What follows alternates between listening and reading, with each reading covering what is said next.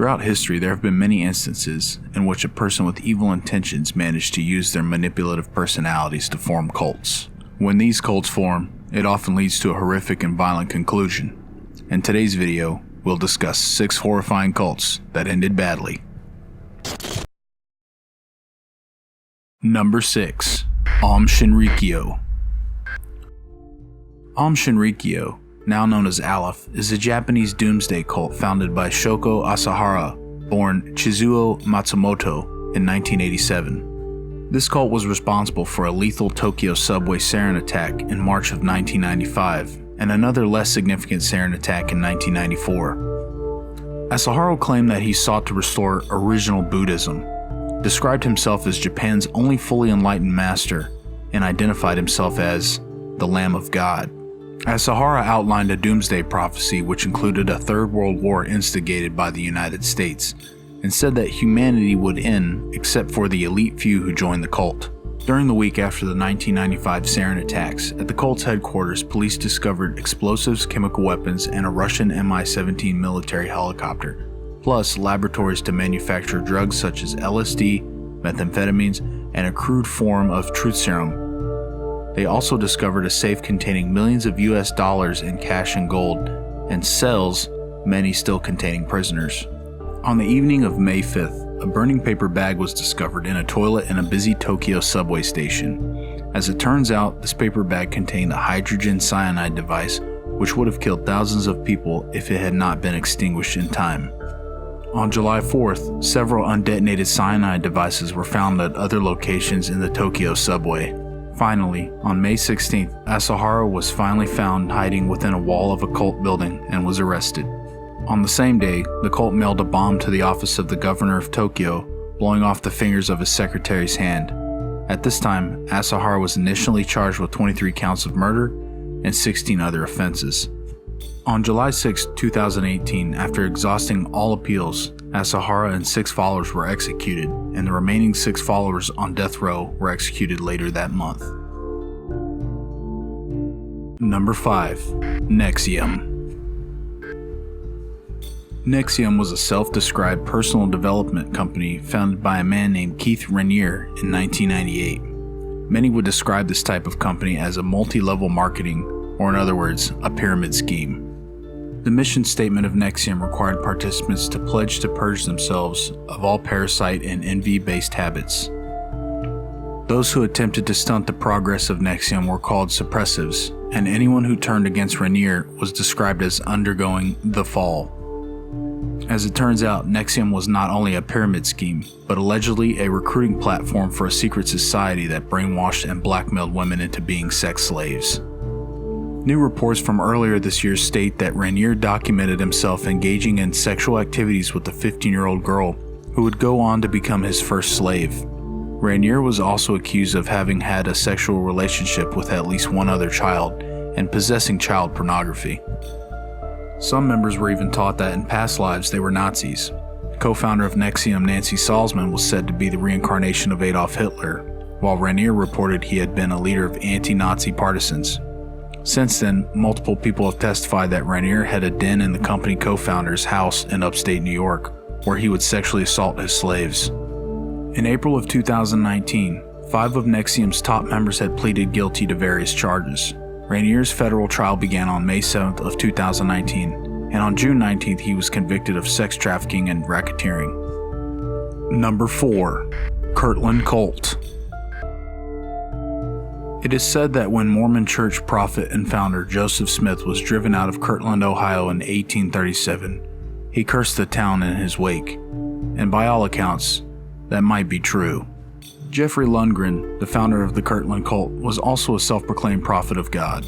As a volunteer tour guide of the historic Kirtland Temple in Ohio, he began to teach the concept of dividing the word, known as chiastic interpretation, or chiasmus to interpret scriptures. In 1987, Lundgren and his family moved to a rented farmhouse and convinced some of his followers to move in with him. Lundgren began to offer Bible study services at his home. He would purposefully intimidate anyone who disagreed with him and encouraged his followers to do the same. As a self-proclaimed prophet, he asked for money from his supporters, and some would give him their entire life savings. Lundgren convinced his followers that they would witness the second coming if they moved to Kirtland. But there were some stipulations. In order to witness the second coming, the Kirtland temple had to be seized by Lundgren's followers. This involved breaking into nearby church homes and murdering the residents as part of the Kirtland temple takeover. Lundgren called the land around the temple the vineyards, which had to be redeemed or cleansed for him and his followers to take the temple. By this time, 7 of Lundgren's 12 followers had moved into the family home, with the exception of the Avery family. This did not sit well with Lundgren, as he considered it to be sinful. Although Dennis Avery completely trusted Lundgren, Lundgren eventually turned his back on him for being too weak. Lundgren convinced his followers that they had to seize the Kirtland temple and kill anyone who stood in their way. He changed his mind, however, and began ordering his followers to kill a family of 5 instead. If they wanted to meet God, that is. As punishment for their disloyalty, he chose the Averys. At some point, he referred to the slaughter of the Avery family as pruning the vineyard. To achieve this, Lundgren organized a wilderness trip for his followers to take place on April 17th. With the help of other cult members, the Avery family was brutally murdered, including Dennis, his wife Cheryl, and their 3 daughters. Eventually, a disgruntled member of the cult went to the police and exposed the atrocities taking place within Lundgren's congregation. After a long and tedious trial, Lundgren was executed by lethal injection on October 24, 2006. Number 3. Heaven's Gate. Heaven's Gate was a cult based near San Diego, California. It was founded in 1974 and led by Marshall Applewhite and Bonnie Nettles.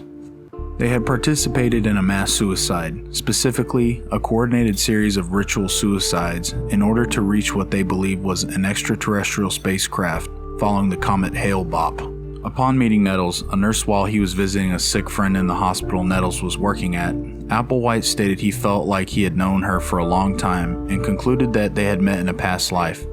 Oddly enough, she agreed, stating their meeting had been foretold to her by extraterrestrials. The two ultimately decided they wanted to contact extraterrestrial life forms and began searching for other members to join them on their journey.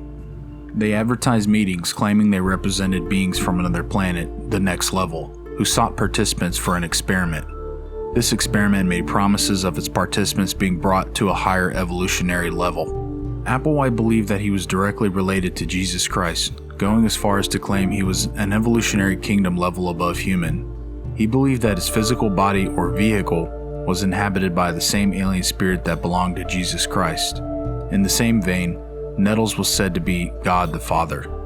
Applewhite and Nettles, otherwise known as Bo and Peep or Do and T, led nearly 100 members of their group called the Crew across the country, sleeping in tents and begging in the streets. After Nettles' death in 1985, the group had become reclusive, identifying themselves using the business name Higher Source and using their website to recruit followers. At some point, strange new rumors began spreading throughout the group. Members of the group were convinced that in the following years, the upcoming comet Hale-Bopp housed the secret to their ultimate salvation and ascendance into the kingdom of heaven.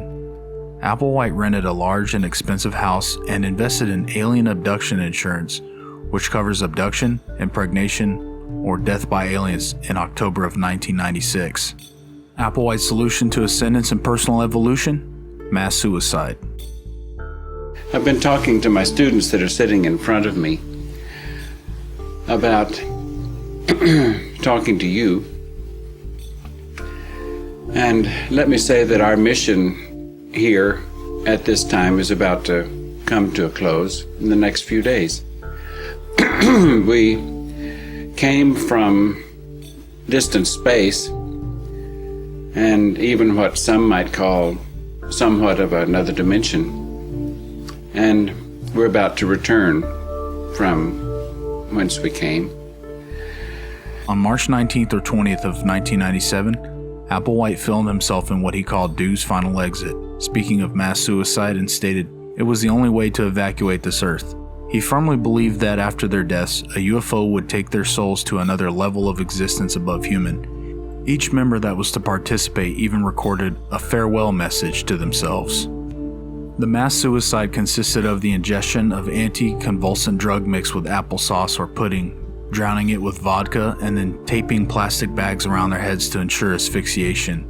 All 39 were identically dressed, sporting black shirts, black sweatpants, Nike athletic shoes, and armband patches reading Heaven's Gate Away Team.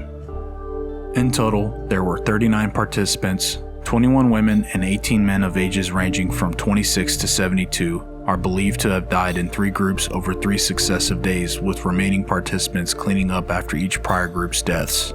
Before the last of the suicides, similar sets of FedEx packages were sent to numerous Heaven's Gate affiliated or formerly affiliated individuals, including Rio D'Angelo, a computer designer and currently living member of Heaven's Gate. The packages contained 2 VHS videotapes, one with Dew's final exit and the other with the farewell messages of group followers. It also contained a letter stating, "We have exited our vehicles just as we entered them." D'Angelo ended up being responsible for discovering the bodies and alerting authorities. Number 2. Rajneesh Puram. The Rajneesh movement consists of those who were inspired by the Indian mystic Bhagwan Sri Rajneesh. Rajneesh began public speaking in 1958 while still a lecturer and professor of philosophy in India. He promoted meditation and the ideals of free love, a social movement based on a civil libertarian philosophy that rejects state regulation and religious interference in personal relationships. He denounced marriage as a form of social bondage, especially for women. He criticized socialism and Gandhi, but supported capitalism, science, technology, and birth control. He was known for his warnings against overpopulation, and he heavily criticized religious teachings that promoted poverty and subjection. After being forced to resign from teaching in 1966, Rajneesh developed his role as a spiritual teacher, supporting himself through lectures, meditation camps, and individual meetings for his wealthiest followers. Rajneesh's concept of sannyas, or vows of complete renunciation, sparked a worldwide movement of people who supported his teachings. Rajneesh discouraged marrying and having children since he saw families as inherently prone to dysfunction and destructiveness. Not many children were born at the communes in Oregon and England. In his congregation, contraception, sterilization, and abortion were accepted. It is said that some parents justified leaving their children when moving to the community by reasoning that spiritual development was more important. After obtaining large amounts of money through their various programs across the globe, the Rajneesh organization bought the 64,000-acre Big Muddy Ranch near Antelope, Oregon in July 1981. The group eventually renamed it Rajneesh Puram. At the beginning, approximately 2,000 people took up residence in the intentional community, including Rajneesh. Under the direction of Rajneesh's assistant, Mahanand Sheela, salmonella was deployed to infect salad products in local restaurants and shops, which poisoned 751 people across the town. The motivation behind the attack was to rig the local election, allowing the Rajneesh cult to gain political power. Sheela conspired to conduct biological terrorist attacks to harm citizens across the town to prevent them from voting. The Rajneesh were also discovered to have been running what was called the longest wiretapping operation ever uncovered. On top of that, they plotted the assassination of the U.S. Attorney for Oregon, set fire to a government office, and organized countless fraudulent marriages to harbor foreign-born Rajneesh members in the U.S. In October of 1985, a federal grand jury indicted Rajneesh and multiple accomplices with conspiracy to commit immigration fraud. A few days later, Rajneesh was arrested at an airport while trying to board a jet to flee the country. Rajneesh was eventually given a 10-year sentence, 5 years probation, and agreed to leave the United States. On January 19th of 1990, Rajneesh died in Pune, India from natural causes. He was 58 years old. Number 1. The Branch Davidians. The Branch Davidians, an American sect of the worldwide Seventh-day Adventist Church, was led by Vernon Howell, who later changed his name to David Koresh. This group believed themselves to be living in a time when biblical prophecies of a last judgment were coming to pass as a prelude to Christ's second coming. There is evidence that David Koresh and his followers did not call themselves Branch Davidians. In fact, David Koresh through forgery stole the identity of the Branch Davidian Seventh-day Adventists for the purpose of obtaining the Mount Carmel Center property in Waco, Texas that housed the compound. In 1989, Koresh used this power as spiritual leader to take several spiritual wives as young as 12 years old in order to create new lineage of world rulers. This ultimately raised allegations of child abuse. In February of 1993, the Bureau of Alcohol, Tobacco, and Firearms, or ATF, attempted to execute a search warrant relating to alleged sexual abuse charges and illegal weapons violations. The ATF attempted to breach the compound for about 2 hours until their ammunition ran low. 4 ATF agents were killed, 16 were wounded, and 6 Branch Davidians died. The FBI took command after the deaths of federal agents and managed to facilitate the release of 19 children who stated they were being physically and sexually abused long before the raid occurred. On April 19, 1993, the FBI moved for a final siege of the compound using large weapons such as .50 caliber rifles and armored CEVs to combat the heavily armed Branch Davidians.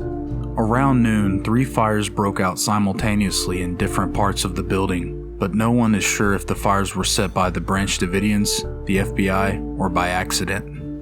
Of the 85 Branch Davidians in the compound when the final siege began, 76 died on April 19th, including David Koresh. The siege lasted a total of 51 days. It is said that Steve Schneider, Koresh's right-hand man, shot Koresh in the head and then killed himself, but other accounts state that it is unknown if Koresh was shot or shot himself. These were 6 horrifying cults that ended badly. Are there any cults we missed you would like to see covered in future episodes? Let us know in the comments. If you enjoyed the video, please give it a like, and be sure to subscribe to ScareGrid for more unnerving content.